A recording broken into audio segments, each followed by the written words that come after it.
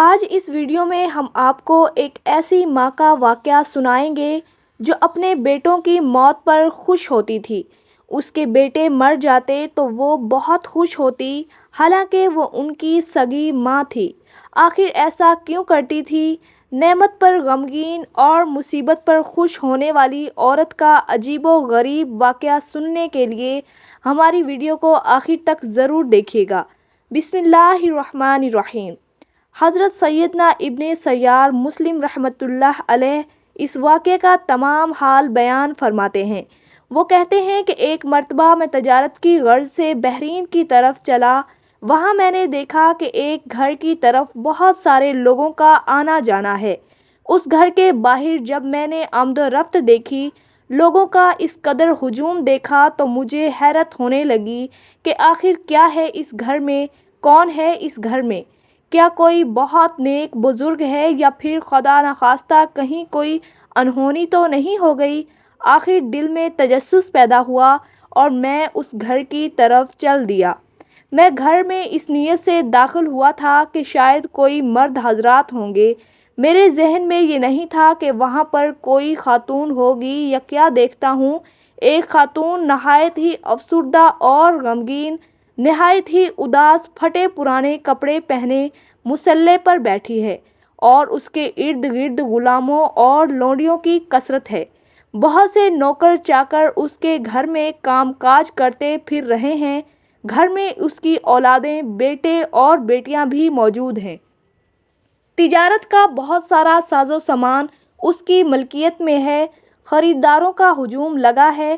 اتنا کچھ ہے اس عورت کے پاس اور وہ عورت ہر طرح کی نعمتوں کے باوجود غمگین تھی، کسی سے بات نہیں کرتی تھی، نہ ہی ہنستی تھی۔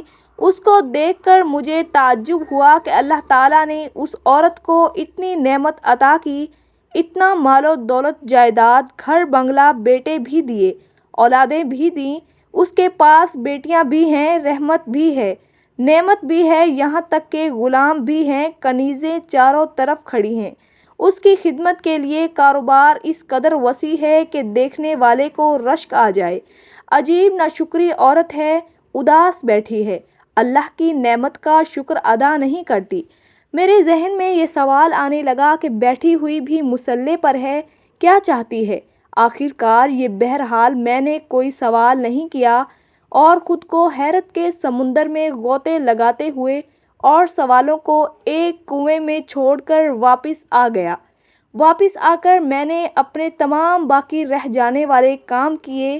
کاموں سے فارغ ہونے کے بعد سوچا دوبارہ اس گھر کی طرف چل دیتا ہوں، کیونکہ اس عورت میں مجھے کچھ عجیب سی بات نظر آئی تھی۔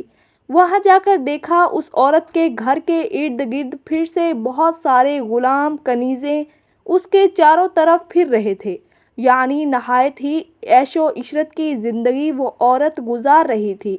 اب میں اس کے گھر میں داخل ہو گیا، اس کے بچوں سے اجازت لے کر کہا کہ میں آپ کی والدہ سے ملنا چاہتا ہوں۔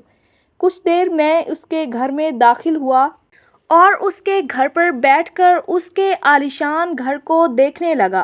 جب میں اس عورت کے پاس آیا تو وہ عورت مجھ سے بہت اچھے طریقے سے ملی اور میری خوب اچھے سے مہمان نوازی بھی کی۔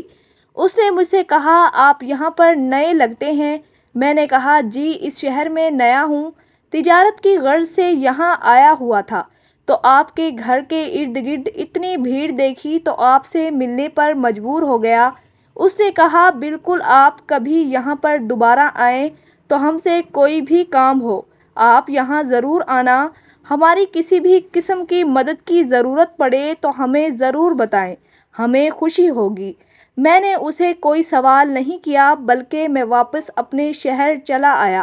میرے دل میں بہت سے سوالات تھے لیکن میں پوچھ نہیں سکا، نہ جانے وہ کیا کہے گی کہ ایک اجنبی شخص مجھ میں اتنی دلچسپی کیوں لے رہا ہے۔ اس لیے میں نے سوچا کہ جب میں دوبارہ کبھی آؤں گا پھر اس سے سوال پوچھوں گا۔ میں یہاں آ کر پھر سے اپنے کاموں میں مصروف ہو گیا، لیکن دوبارہ اب اتفاق سے میری یہ خواہش پوری ہو گئی۔ کام کے سلسلے میں تجارت کے لیے مجھے دوبارہ اس عورت کے شہر میں جانا پڑا۔ جب میں دوبارہ بحرین آیا اور اپنے کام نپٹا کر جب میں اس گلی سے گزرا جہاں پر اس عورت کا گھر تھا، جب میں نے اس عورت کے گھر کی طرف دیکھا تو اس کے گھر کی طرف دیکھتے ہی مجھے حیرت کا شدید جھٹکا لگا۔ میرے ذہن میں تھا وہاں پر لوگوں کا رش ہوگا، لوگ موجود ہوں گے، آنا جانا لگا ہوگا گھر کے اندر اور گھر کے باہر، پر ایسا کچھ بھی نہیں تھا۔ وہاں پر کوئی بھی نہیں تھا، کسی قسم کی چہل پہل نہ تھی، نہ تجارتی سامان تھا، نہ غلام اور نہ ہی لونڈیاں، کچھ بھی نظر نہیں آ رہا تھا وہاں پر، پہلے جیسا کچھ نہیں تھا۔ میں بڑا حیران ہوا، اللہ رحم کرے کہیں کچھ برا تو نہیں ہو گیا۔ اس تمام عرصے میں نے اس وقت سوچ لیا تھا کہ میں اسی وقت اس عورت کے گھر جا کر سب معلوم کروں گا، لہٰذا میں اس کے گھر کی طرف بڑھا، لیکن جب میں نے پریشانی کے عالم میں اس گھر کا دروازہ کھٹکھٹایا، گھر کے اندر سے کسی کے ہنسنے اور باتیں کرنے کی آوازیں آ رہی تھیں۔ جب دروازہ کھولا گیا، میں اندر داخل ہوا تو کیا دیکھتا ہوں کہ وہی عورت اب نہایت قیمتی اور خوش رنگ لباس میں ملبوس بڑی خوش و خرم نظر آ رہی تھی، اور اس کے ساتھ صرف ایک ہی عورت گھر میں موجود تھی، اس کے علاوہ گھر میں کوئی نہیں تھا۔ جب میں پچھلی مرتبہ تمہارے پاس تمہارے گھر آیا تھا تو تم کثیر نعمتوں کے باوجود بھی خوش نہیں تھی، اتنی زیادہ نعمتیں تھیں تمہارے پاس، نوکر چاکر اولاد جیسی نعمت، تجارتی سامان اور سب کچھ ہونے کے باوجود، آرائشی ہونے کے باوجود بھی غمگین تھی، رو رہی تھی اور نہایت ہی افسردہ تھی۔ لیکن اب خادموں، لونڈیوں اور دولت کی کمی میں اور نہ ہی تمہاری اولاد، سب عیش و عشرت چھن چکی ہے، نہ پیسے ہیں تمہارے پاس، پھر بھی خوش اور مطمئن نظر آ رہی ہو۔ اس میں کیا راز ہے؟ مجھے اس راز سے آگاہ کرو۔ میں نے وہ تمام باتیں اس عورت کو کہہ دیں جو اتنے عرصے سے میرے دل میں تھیں، اور اس سے پوچھنے لگا کہ آخر ماجرا کیا ہے۔ پھر جو اس عورت نے مجھے کہا میں وہ سن کر حیران رہ گیا۔ اس عورت نے کہا، تم تعجب نہ کرو، دراصل یہ بات ہے کہ جب تم پچھلی مرتبہ مجھ سے ملنے آئے تھے تو میرے پاس دنیاوی نعمتوں کی بھرمار اور کثرت تھی۔ اللہ تعالیٰ نے دنیا میں موجود تمام نعمتیں مجھے عطا کی ہوئی تھیں، میرے پاس ان کی کثرت تھی جو تمہیں نظر بھی آ رہی تھی، میرے پاس مال، دولت اور اولاد کی کثرت تھی۔ اس حالت نے مجھے خوف ہوا کہ شاید میرا رب مجھ سے ناراض ہے، اس وجہ سے مجھے کوئی مصیبت اور تکلیف نہیں پہنچاتا، اسی وجہ سے مجھ پر کوئی غم مصیبت نہیں آتی، ورنہ اس کے پسندیدہ بندے، اس کے نیک بندے جن سے وہ محبت کرتا ہے، وہ تو آزمائشوں اور مصیبتوں میں مبتلا رہتے ہیں۔ اس وقت یہی سوچ کر میں پریشان اور غمگین تھی اور رو رہی تھی۔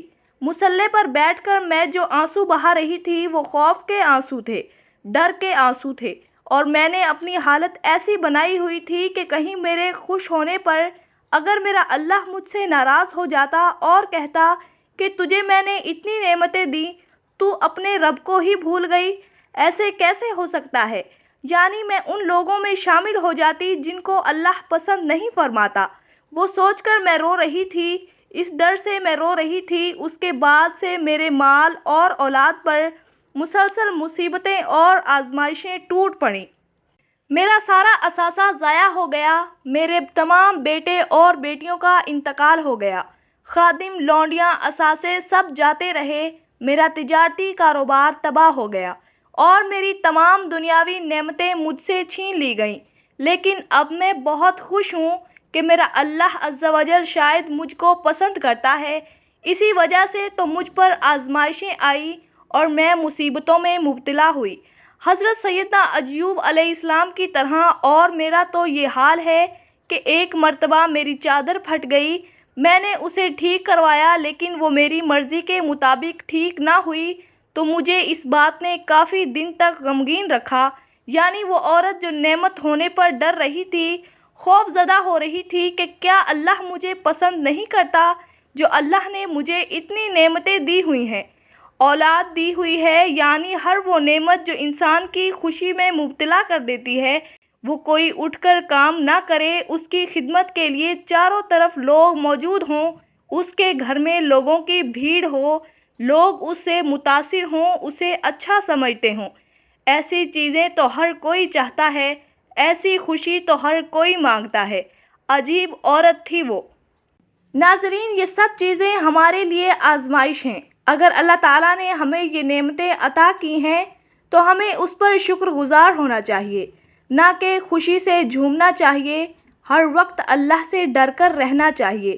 نہ جانے اللہ پاک اس کا حساب ہم سے کیسے لے گا، کیونکہ مال اور اولاد فتنہ ہے۔ یہ ہمیں فتنے میں مبتلا نہ کر دے تو اللہ ان کی محبت میں ہم تجھ سے دور نہ ہو جائیں۔ اس دنیاوی عیش و عشرت میں اور مال و دولت میں اللہ تعالیٰ کی عبادت سے غافل نہ ہو جائیں۔ اسی لیے ہمیں ذرا سی مصیبت اور پریشانی میں مایوسی کا شکار نہیں ہونا چاہیے، بلکہ یہ سوچ لینا چاہیے کہ اللہ تعالیٰ کی طرف سے دی گئی ہم پر آزمائش ہے، جسے ہم اللہ کی نظر میں سرخرو ہو کر اپنے نصیب میں بہتر سے بھی بہترین لکھوانا ہے۔ اللہ تعالیٰ ہمیں حضرت ایوب علیہ السلام کا صبر اور حضور پاک صلی اللہ علیہ وآلہ وسلم کی اطاعت نصیب فرمائے۔ نیکی اور ثواب کی نیت سے آگے بھی اس ویڈیو کو ضرور شیئر کیجیے گا۔ اللہ تعالیٰ ہمیں حضرت ایوب علیہ السلام کا صبر اور حضور پاک صلی اللہ علیہ وآلہ وسلم کی اطاعت نصیب فرمائے۔ نیکی اور ثواب کی نیت سے آگے بھی اس ویڈیو کو ضرور شیئر کیجیے گا۔ جزاک اللہ۔